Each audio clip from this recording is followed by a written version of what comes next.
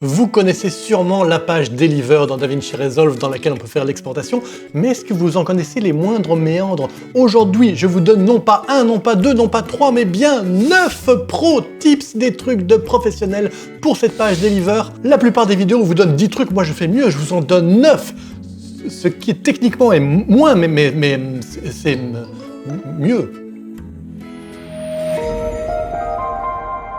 Bienvenue sur Joli Pixel, la chaîne de la post-production en général et de DaVinci Resolve en particulier. Aujourd'hui donc on s'engouffre dans la page Deliver, véritable monstre de puissance qui a plein de petits secrets à vous révéler. Et voici le premier. Mettons que vous avez réglé ici un petit export en H265, ici je le rajoute à ma render queue. Mais saviez-vous qu'ici dans ces trois petits points vous pouviez faire Show Job Details, et à ce moment-là il rajoute cette petite partie-ci qui vous montre notamment la résolution, le codec, le nombre de kHz pour le son, le nombre de canaux, la durée, le framerate, bref un ensemble d'informations qui vous permettrait éventuellement de repérer que ce réglage est bien le bon ou pas avant de lancer un export et de le regretter par la suite. Deuxième truc de pro, par défaut au sein d'un projet, vous pouvez exporter chacune des timelines de ce projet, ça semble assez logique, mais saviez-vous que vous pouviez également faire ceci? Hop, trois petits points, Show All Projects.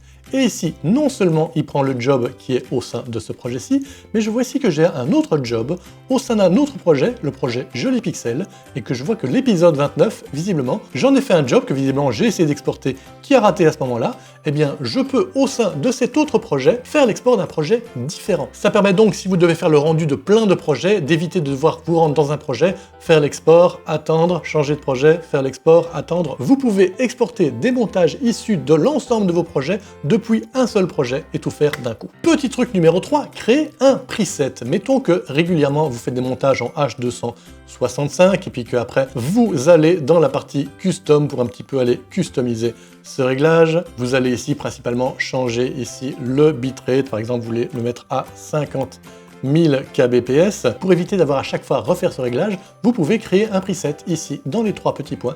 Vous cliquez sur Save as New Preset, vous donnez un nom à celui-là, on va l'appeler H265 50 000 kbps. Et vous voyez qu'il s'est rajouté ici dans mes presets. Là, si j'ouvre le menu déroulant, je vois celui-ci que je viens de créer. Vous l'aurez donc à disposition pour vos prochains exports. Truc de pro numéro 4, celui-là je l'aime vraiment bien parce qu'il est vraiment complètement invisible. À moins de le savoir, c'est impossible de le deviner. Alors mettons, voilà, on a créé de nouveau un autre export, et au moment de vouloir nommer votre fichier, si vous êtes déjà malin, plutôt que de faire un nom vous-même, vous pouvez donner le nom de la timeline, mais c'est à peu près tout ce que DaVinci Resolve vous propose par défaut, nommer d'après la timeline. Eh bien en fait non, il y a plein d'autres possibilités. Si je vais dans Custom Name, ici je vais effacer le Untitled, et je vais faire %. Et %, vous voyez qu'automatiquement s'ouvre une liste déroulante avec plein de données qui vont pouvoir être remplies automatiquement. On retrouve notamment la donnée timeline, très bien, c'est bien de commencer par la timeline. Après, je vais rajouter un petit tiret, je vais refaire %, et par exemple, je vais être intéressé par avoir la résolution. Hop, voilà, j'ai la résolution. Ensuite, ce qui m'intéresse peut-être, je ne sais pas, ça pourrait être d'avoir le codec dans mon nom de fichier. Alors, je vais taper ici codec, vidéo codec, très bien. Ça me semble pas mal comme ensemble d'infos. Je fais Add to Render Queue, je lance un rendu, je retourne sur mon bureau et je vois qu'ici, effectivement, j'ai un fichier avec le nom de la timeline, la résolution et le nom du codec. Voilà qui va simplifier la vie de la personne qui va recevoir ce fichier. Truc de pro numéro 5, updater un job. Alors imaginons qu'ici, on a créé un job et au moment de l'avoir fait, vous vous rendez compte, ah non, c'était pas du H265 que je voulais faire, mais du H264. Vous seriez peut-être tenté de d'abord effacer ce job pour en recréer un avec cette fois-ci le H264 et tous les settings qu'on avait rajoutés, voilà, notamment là, les pourcents et tout ça, ça va vous prendre du temps. Ben, en fait non, vous pouvez tout à fait éditer ce job-là. Vous cliquez sur le petit crayon, ça a remis l'entièreté des settings dans cette page-là, vous pouvez à présent les modifier, donc je vais vouloir ici aller changer dans vidéo mon codec H264, et là, j'ai le choix soit entre mettre à jour, update le job, donc ça va garder ce job-là, juste le mettre à jour, soit ajouter un nouveau job, donc ça va garder celui-là, mais ça va en créer un nouveau avec uniquement la modification que l'on vient de faire. Ici, je veux faire une mise à jour, je fais donc update job, et là par contre, il y a un petit bug qui est très regrettable, c'est qu'on voit qu'il est toujours indiqué en grand H265. Pourtant, je vous assure que c'est bien le H264, les infos ici dans les détails ont par contre été bien mis à jour, on voit que c'est du H264, c'est un petit bug. Eh oui, des fois DaVinci Resolve est imparfait. Mais bon, à côté de ça, il est vraiment super. Truc de pro numéro 6, comment créer plusieurs exports. Alors évidemment, vous allez me dire, c'est très simple. Par exemple, je peux sortir du H265 et puis sortir à côté du ProRes. Voilà, je crée 2 jobs, c'est très facile. Oui, c'est une façon de le faire, mais il y a une meilleure façon pour le faire. Reprenons le besoin, on va donc choisir du H265, voilà, ça c'est choisi. Et à présent, vous allez dans les 3 petits points et vous allez faire Create Additional Video Output. Et vous voyez qu'ici, il a rajouté un petit onglet avec le 1 et le 2. Le 1, c'est ce qu'on vient de faire, donc le H265, et le 2, c'est autre chose. Dans ce 2, on peut choisir, vous voyez, un autre codec vidéo. Je vais pouvoir par exemple choisir ici du Apple ProRes, et je vais vouloir qu'il me le mette dans un petit sous-dossier qu'on va appeler ProRes. J'ai donc mes 2 sorties, je fais Add to Render Queue, et ça me crée un seul job qui contient les 2 exports. Mais ce qui est vraiment fou, et je ne comprends pas comment ça marche, c'est que ces 2 exports vont être sortis en même temps, c'est-à-dire qu'il va créer les 2 en parallèle, en prenant exactement le même temps d'export que s'il avait sorti un seul fichier. Démonstration, avant j'avais 300 frames par seconde, ici je lance 2 exports en même temps, on est toujours à 300 frames par seconde, et il va sortir pourtant 2 fichiers, vous allez le voir ici en direct, il en a sorti un premier, et ici un deuxième dans mon dossier ProRes. Voici le deuxième fichier, avec exactement la même durée. Je comprends pas comment ça marche, mais ça marche et c'est chouette. Truc de pro numéro 7, comment exporter plusieurs timelines. Oui, il y a évidemment la méthode simple, je suis dans une timeline, je marque Add to Render Queue, je vais ensuite changer de timeline, je prends ma deuxième Add to Render Queue, je change de timeline, je la choisis, Add to Render Queue. Oui, ça marche si vous avez peu de timelines à exporter, mais si vous en avez un très grand nombre, si vous en avez par exemple des dizaines, ce qui arrive parfois, si on a par exemple des petits fichiers à exporter, par exemple des petits fichiers graphiques, comme ce fichier graphique-là qui vous propose de vous abonner à cette chaîne, bonne idée. Comme ça, vous serez mis au courant de mes prochaines sorties de vidéos et vous augmenterez vos compétences en post-production de manière générale et en DaVinci de manière particulière. Revenons à cette vidéo-ci. L'autre méthode pour exporter de multiples timelines est la suivante. Vous allez dans la partie Edit, vous ouvrez votre Media Pool, vous avez ici 3 timelines et je vais en créer une nouvelle que je vais appeler Tout. Dans cette nouvelle timeline, je vais venir placer mes 3 timelines. Elles sont donc embarquées à présent à l'intérieur de ma timeline Tout. Je retourne dans la page Deliver et je vais exporter ma timeline Tout. Je choisis en quoi je veux l'exporter, ici H265, et je ne vais pas ici rester en single clip, je vais choisir Individual Clip. Ici donc, il va exporter chacun des clips de cette timeline. Or ici, les clips ne sont pas vraiment des clips, c'est des timelines. On retrouve ici mes 3 timelines qui se font passer pour des clips, mais en fait, c'est des timelines. Chut, c'est entre nous. Et donc, si j'exporte chacun des clips, ça va exporter chacune des timelines qui sont dans notre grosse timeline. Avant ça, bien important, allez dans File et choisissez bien Source Name. Comme ça, il va donner le nom du clip, donc en fait de la timeline, au fichier qui va être exporté. Je clique sur Add to Render Queue, je fais Render All. Il se lance dans l'export d'une première timeline, de la deuxième, de la troisième, et on va voir que tout ça apparaît au fur et à mesure.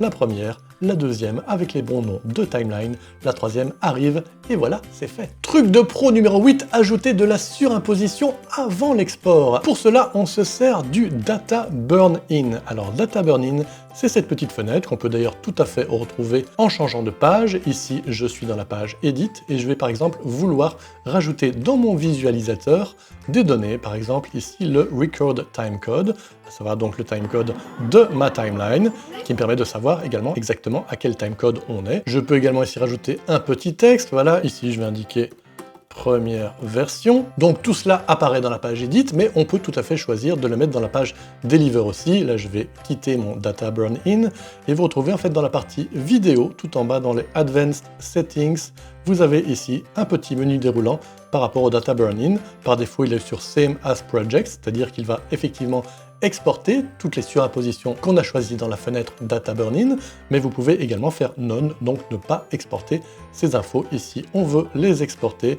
Add to Render Queue, je fais Render All. Ça prend évidemment un peu plus de temps puisqu'il y a évidemment une surimposition à faire, mais on voit qu'effectivement, à la fin, dans mon Finder, j'ai ma vidéo avec tout ceci qui est bien incrusté à l'intérieur de la vidéo. Ça permet par exemple à un client ou à quelqu'un dont vous attendez un retour de pouvoir vous dire précisément à quel timing il a quelque chose qu'il voudrait vous notifier, vous proposer de changer, enfin bref, donner son avis débile. Non, pardon, c'est toujours intéressant les avis des clients. On peut également se servir du data burn-in pour ajouter un petit graphique en filigrane pour éviter qu'on puisse utiliser les images que vous envoyez à des fins commerciales. Vous la rendez donc inexploitable mais suffisamment visible pour qu'on puisse la regarder. Voilà comment ça se passe. Vous allez ici toujours dans la fenêtre data burn-in et vous allez choisir, je ne le retrouve plus, ouais, voilà, logo, très bien. Vous allez importer ici un fichier. Ici, je vois que, oh ben voilà, j'ai un très joli logo de cœur qui a déjà servi dans Joli Pixel. On va voir où il se met. Pour l'instant, il est trop bas. Je vais évidemment du coup le remonter. Ça va être magnifique, ça, regardez, ça je vais le mettre autour de moi, comme ça va être joli. Oh mon Dieu, on dirait une vidéo de Saint-Valentin. Je vais descendre ici l'opacité pour qu'on voit quand même mieux la vidéo, mais tout en rendant quand même bien ces images inexploitables, au cas où un malandrin voudrait l'utiliser à des fins fourbes. Add to render queue, render all. Là, comme c'est un graphique, ça prend encore plus de temps à exporter, ça vous donne largement le temps de faire un peu de danse contemporaine.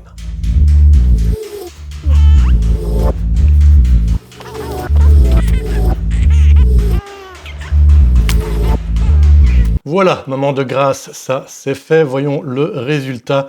On a ici notre vidéo et un merveilleux filigrane qui le rend inexploitable. Et enfin, truc de pro numéro 9, l'export YouTube avec des chapitres. On va créer tout d'abord un chapitrage. Je suis ici dans la page Edit, dans le montage qui m'intéresse. Et on va créer une série de marqueurs. Ici, je crée un marqueur de couleur bleue par exemple. Ici, on va marquer « Ouh, quel beau parcours de mini-golf ». Hop, très bien. Un petit peu plus loin, on va avoir un autre chapitre.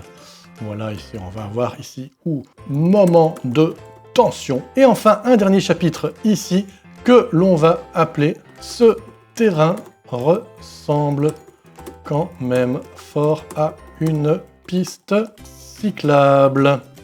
Parce que quand même, faut pas déconner, hein, c'est vrai. Je vais à présent dans ma page Deliver, je vais dans la partie YouTube, j'ai ici mis un nom, une description, et je fais Upload directly to YouTube, mais je rajoute ici Chapters from Markers, je choisis quel marqueur je veux utiliser. Ici, c'est des marqueurs bleus qu'on a utilisés, très bien. Je fais Add to Render Queue, ici je vais effectivement utiliser le même nom de fichier, c'est pas bien grave. Je fais un Render All. Dans un premier temps, il fait le rendu uniquement de mon fichier. Dans un deuxième temps, il va l'uploader sur YouTube. Là, ça y est, c'est fait, il est uploadé sur YouTube. Et quand j'ouvre ma vidéo sur YouTube, je retrouve effectivement un chapitrage. Regardez ici, quel beau parcours. Ensuite ici, moment de tension. Et enfin, ce terrain ressemble quand même fort à une piste cyclable. Si vous avez aimé le premier truc de pro, vous pouvez cliquer sur le petit pouce en l'air. Si vous avez aimé le deuxième truc de pro, vous pouvez cliquer sur le petit pouce en l'air. Si vous avez aimé, ça va être long comme vidéo, on va pas faire tout. Bref, cliquez, faites-vous plaisir. Et puis n'hésitez pas à mettre un petit commentaire. Par exemple, un jeu de mots avec export. Tu vois, par exemple, dans l'export d'Amsterdam. Voilà, très bon jeu de mots, très bonne qualité. Et puis je vous laisse entre les mains de cette vidéo qui vous parle de la librairie audio de DaVinci Resolve. Allez, salut, bonne journée!